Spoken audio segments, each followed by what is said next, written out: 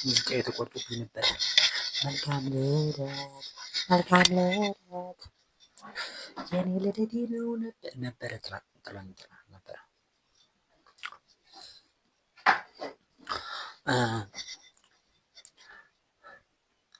ትላንትና ሰኔ 10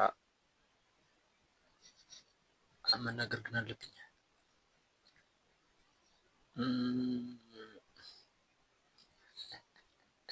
አታስፈራራኝ አቦ።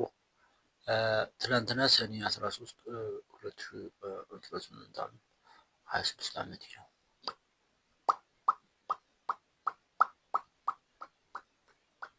የምር 16 ነው 26 ነው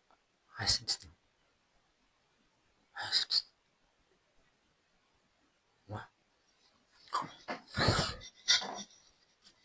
እንዴት ነው? ቆይ አሁን ለምን ሆኗል?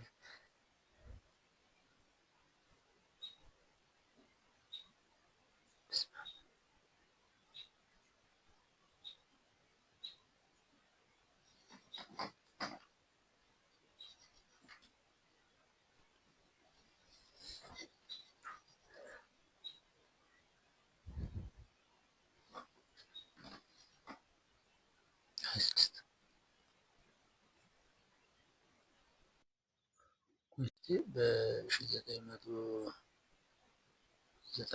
ሰኔ 10 አቴን ነገር እኮ መናገር አልነበረብህም።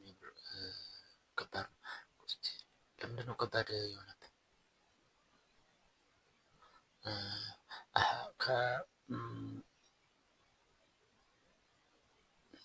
ከጥንቆላ ነገር ጋር ይዘው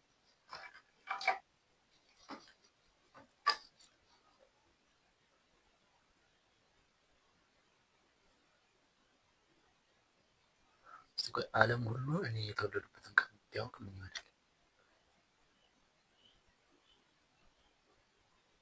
እነዚህ ደብተራዎች ምናምን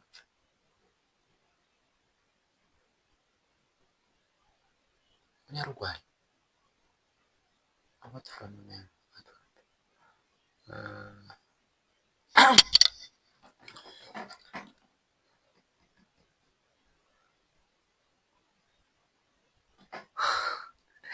ምንም አልሰራህም ግን አስበው እስኪ 26 ዓመት የሚኖር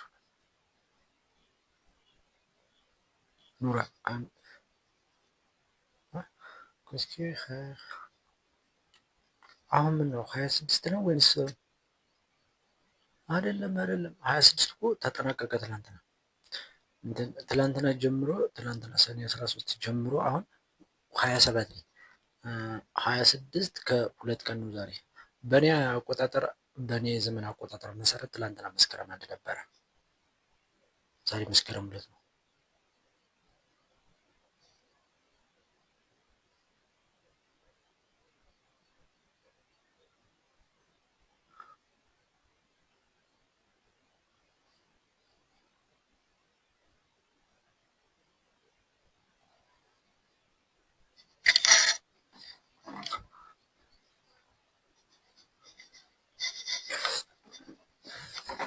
እንደዚህ እዚህ ዘመን ላይ እድሜ ላይ ምናምን ጸጸት አለብኝ ማለት አሁን ላይ የሆነ አሪፍ ስራ የሆነ ነገር መሆን ነበረብኝ። የሆነ ነገር አሪፍ ነገር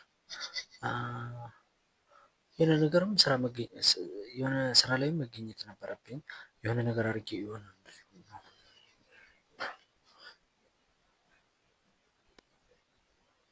አርጅቻለሁኝ።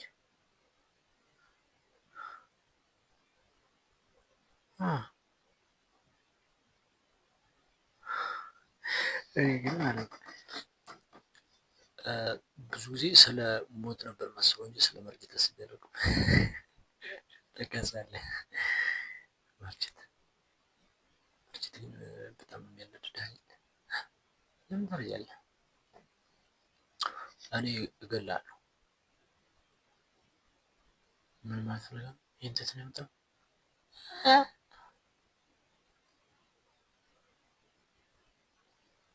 የህይወት ፈጣሪ አንተ አይደለም እና አንተም ማጥፋታችን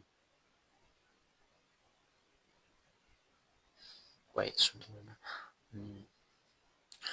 አርጅቻለሁ ብለህ ታስባለህ? ስንት ነው አመት? ስንት ዘመን መኖር ትፈልጋለህ? ዘመን ስንት እንደሆነልህ ትፈልጋለህ? 120 በመቶ ትጨፍርና ማለት ነው። በ20 እስኪ የሆነ እንትን ታሪክ ቅኔ ለማድረግ ፈልግ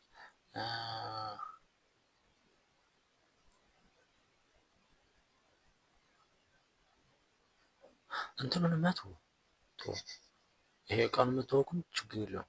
እኔ በቃ 1992 ሰኔ 13 ከሌሊቱ ሌሊት ነው የተወለዱ። ዶሮ ከጮኸ በኋላ አይደለም 12 ለ13 ማታ ነው የተወለዱት፣ ግን 13 ተብሎ ነው የሚታሰበው።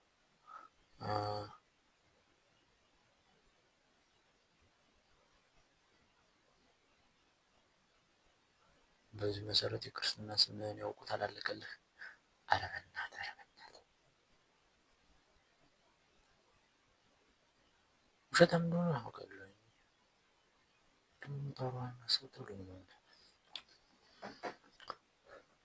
ቆይ አሁን በዚህ ሰዓት ምን መሆን ነበር የምፈልገው?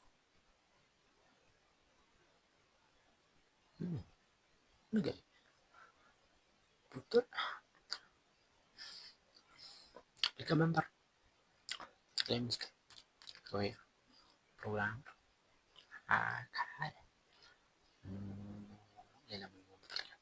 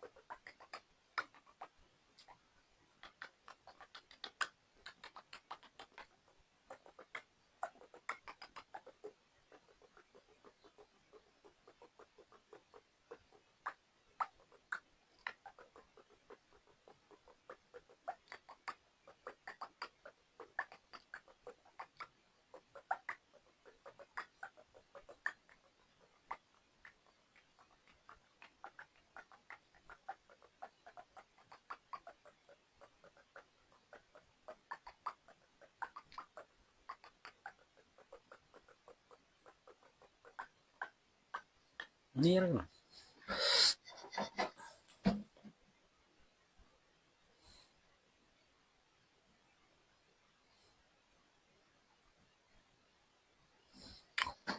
ኧረ ጊዜው ግን ይደብራል። ምንድን ነው እንደዚህ ያባክ ነው? እኔ የሆነ 6 ዓመት መሙላት ነበረብኝ እንዴ? ማለት አስቀድሞ መሞት እንደሱ ሳይሆን ማለት ነው። አማርኞች ግን ሀሳብን በደንብ አይገልጹም ቋንቋዎች።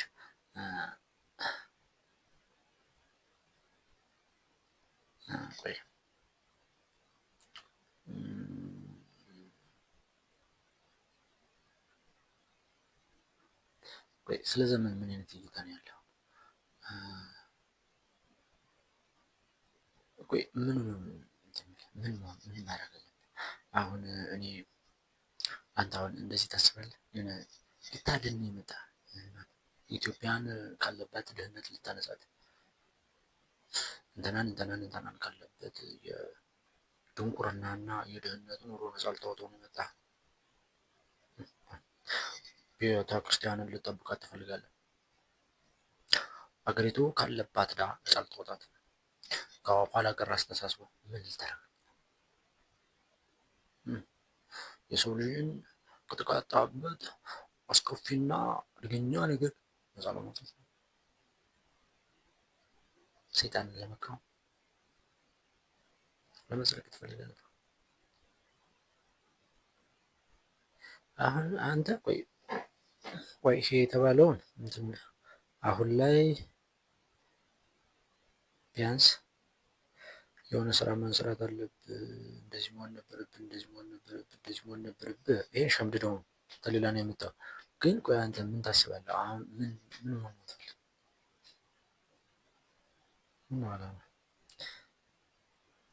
ምን ማድረግ አለብህ? ንገረኝ።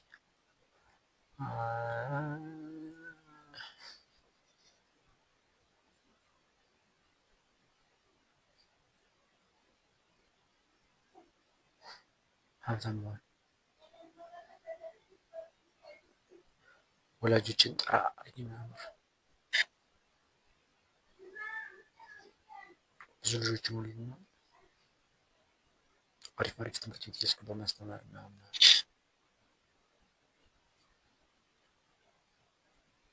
የከተማ ምርጥ ሀብታም መባል የክልሉ ወይስ የአገሩ ወይስ አፍሪካ ወይስ ከዓለም? እሱ መወዳደሪያ ትሆነ ምን መሆን ትፈልጋለህ?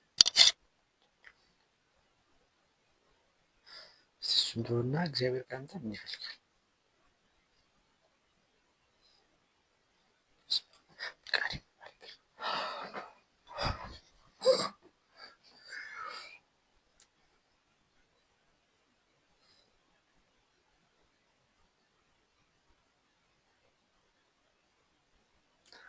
በቃ ምንም ማድረግ አያስፈልግም።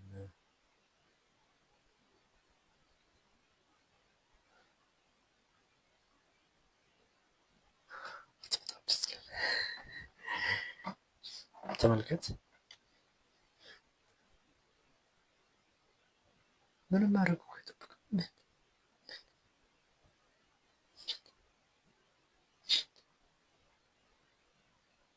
በጣም ከሚያስጨንቁኝ የመጽሐፍ ክፍሎች ውስጥ አንዱ አታግደል፣ አታመንዝር፣ አፍራሽ ምናምን ብሎት ሳይሆን ማለት ነው ያ መክሊት ያለው ልጅ 1 ብር ተሰጥቶት ደብቆት በኋላ መጥቶ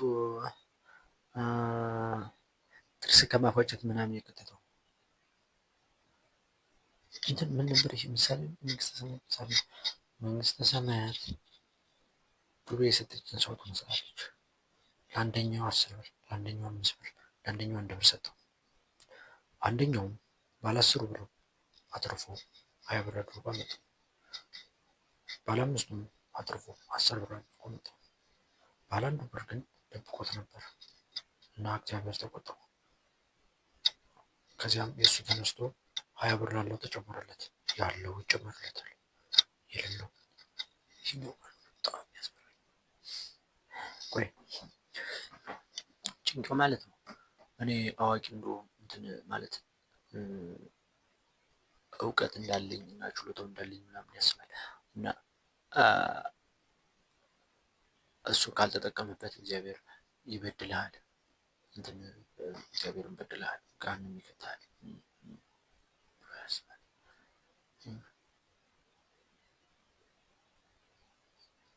ምን ታውቃለህ?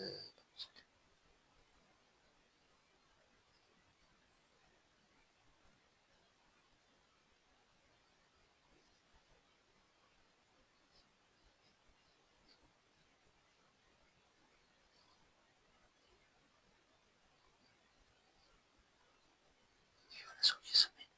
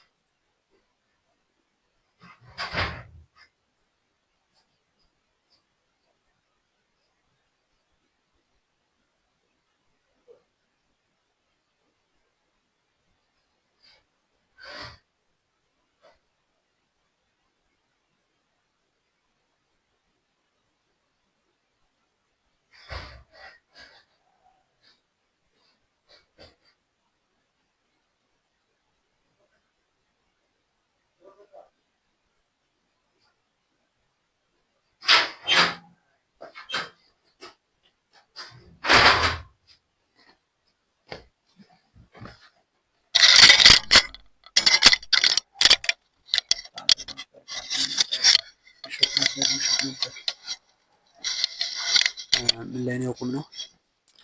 ያው አሁን የኔ ጭንቄ አዋቂ እንደሆንኩኝና የተሻለ ታለንት ብቃት ችሎታ እንዳለኝ ነግሮኛል። እና ያንን ግን ምንም አላደረግበትም። አንተ ደደብ፣ አንተ ፈሪ፣ አንተ ምቀኛ ይለኛል። እና በዚህም በምሳሌው መሰረት ትክክለኛ ምሳሌ ለአንተ የተነገረ ነው እና ገሃነም ትገባለህ ይለኛል።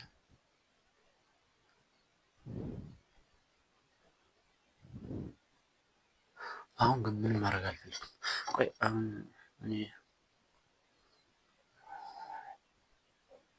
ማንንም ለማዳን አልተፈጠርኩኝም። ማንን ልታድን? አንተ መሲህ ነህ እንዴ? ለማንም የምትሞትለት ሰው የለም። ማንም ያንተን ማዳን አይፈልግም። ከምን ልታድነው? የማድነው ነገር ያ እውነት ለማድነው ነው።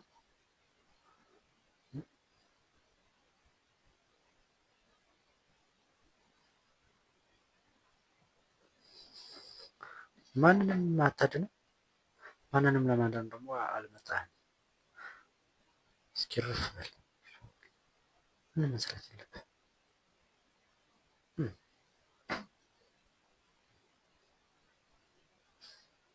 ቤት እንዲኖርህ አስፈላጊ አይደለም። ሀብት እንዲኖርህ አስፈላጊ አይደለም።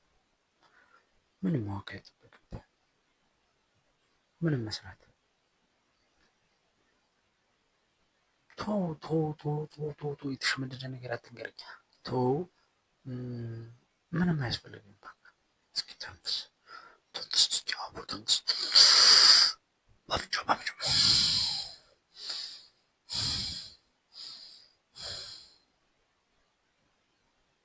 እውነቴን እኮ ነው። ምንም ማድረግ አያስፈልግም።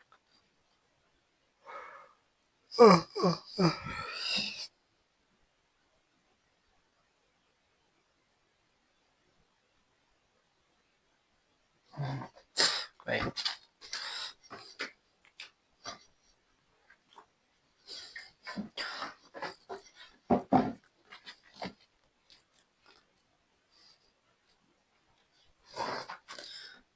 ትዕቢተኛ ምን መሆን ትፈልጋለህ? ልደቴ እና የወንድ ዛሬ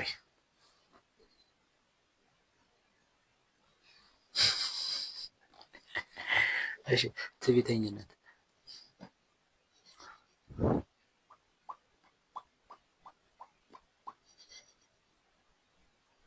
የምር ግን ትዕቢተኛ ነህ? እስኪ ለምንድን ነው የማታገባው? ምንድን ነው ከሰው ጋር የምትከለክለው? እኔ ምርጥ ነኝ ብለህ ስለምታስብ ይሄ እንኳን አይደለም ምክንያቱ ለትዕቢተኝነት ሌላ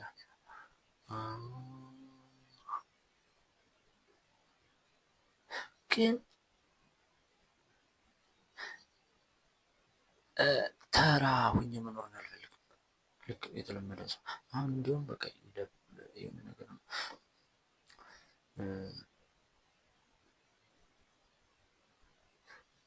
እስቲ የሆነ ነገር አሁን ለምሳሌ ነጋዴ ላድርግህ ትሰራለህ። አሁን ነጋዴ መስራት ንግድና መስራት ትፈልጋለህ። ኳልኩሌተር ነህ አንተ፣ ኳልኩሌተር ነህ አያቅትህም። ግን ትሰራለህ አትሰራም። ነጋዴ መሆን ደደብ ነው የምር። የለም ስሜት የለውም። እንደተለመደው ሆኖ መኖራችን ተራ እንደሆነ አታውቅም።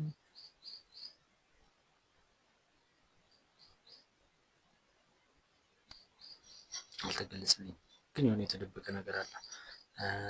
እኔ ልንገርህ አይደለ? የሆነች ሴት አግባ፣ የሆነ ስራ በቃ ነው። ምን እንደው የምትጨነቀው?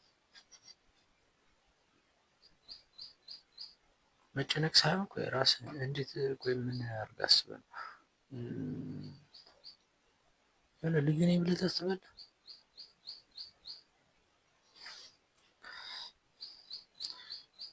እመለስበታለሁ። ምን መሆን ትፈልጋለህ? እመለስበታለሁ።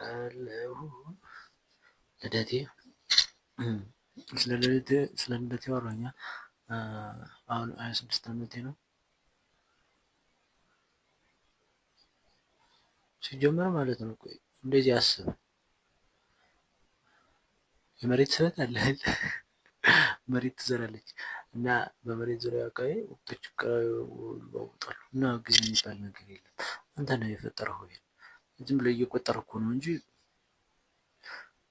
ሞት ደግሞ ከጊዜ ጋር ግንኙነት የለውም። ማለት አንተ ስለተመቸህ ወይንም ስላልተመቸህ አይደለም። አሁን ቆይ ለምሳሌ አሁን አንተ ባለጭንቄ ነህ፣ ወደፊትም ወደኋላም እየሄደ በቃ ከተፈጥሮ ርቀት ትኖራለህ። ግን አስተውል፣ እንስሳቶች እኮ ይሞታሉ። እነሱ አንፋ ብለው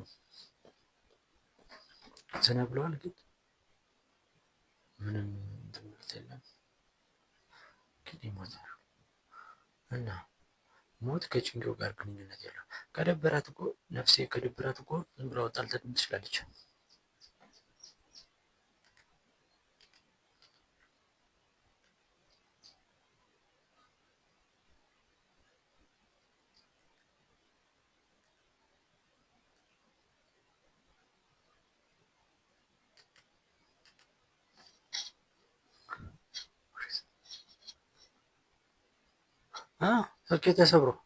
ስልኬ ተሰብሮ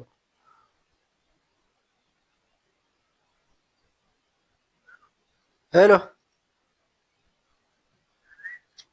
ቤት ነኝ። በቤት ምንዳ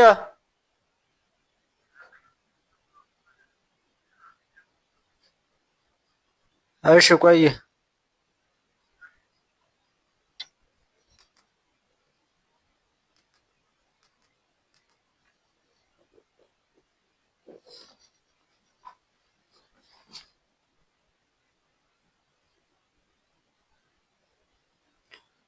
ምን እያወራሁ ነበረ? ያው በቃ የልደት ምናምን የወንድ ስራው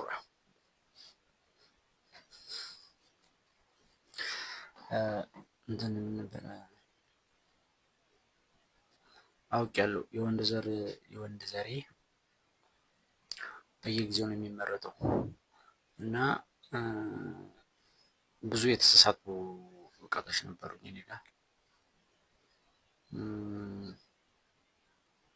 አሁን ማዕቀብ ላወርድ ዛሬ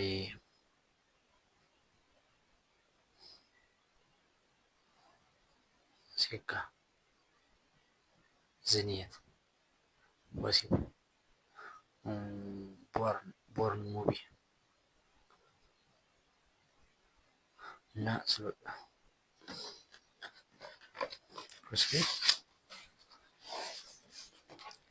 አሁን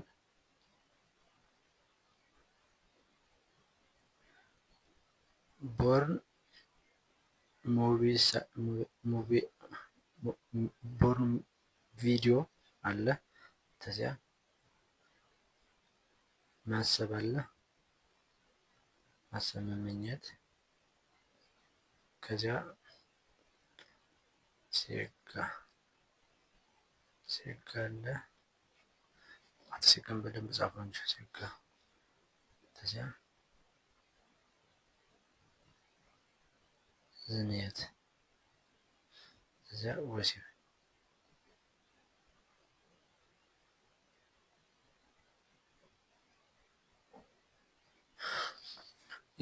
የወንድ ጉልበቱ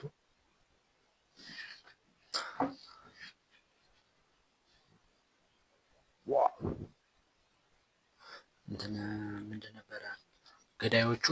አሁን ቆይ ቦርን ሙቪ በእኔ ቁጥጥር ውስጥ ወድቋል። በሱ ቁጥጥር ውስጥ አይደለም። አስጨናቂ አይደለም። ቦርን ሙቪ አላይም። እርግጠኛ ነው ሲጀምር ይመጣልኛል። ለምን እንደፈለገ እሺ ብለኝ እሺ ቦርን ማሰብ ይሄ በጣም አደገች ነው። በየትኛውም ቅጽበት ላስብ እችላለሁ።